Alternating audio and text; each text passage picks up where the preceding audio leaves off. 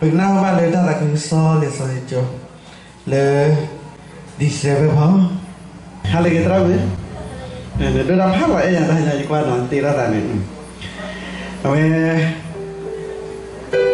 nói hết ra là lẽ Yo hello no po. Ôi thế nó chúng ta nói hết em mình cả vào đây kia nên ta có to chả lẽ Yo amin peta ke dia. Yo ame petang dia ko nya we te petang pa wa na ke pa le petang ko ru kon le we na ke mu ra ko thir na le Trali plaso.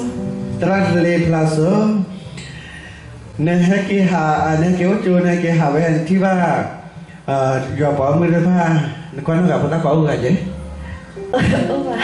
wa na ta ta o li ne ya Oba. di show la o li da ke le ki lo na ta sai ta le ro so ra de la na Ila da wini le so shi da trani ploila te si chop che yu de ya kisita sabota de le khona. Hãy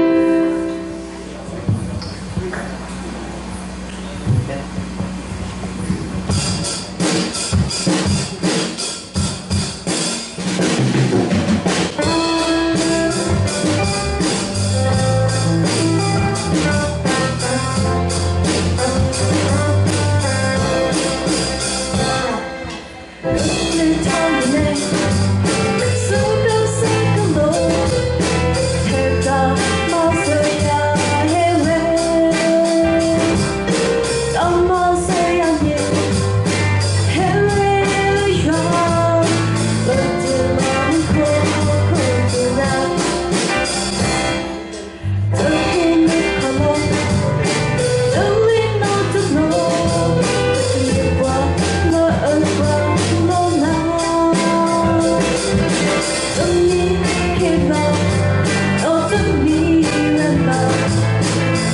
Gõ để không bỏ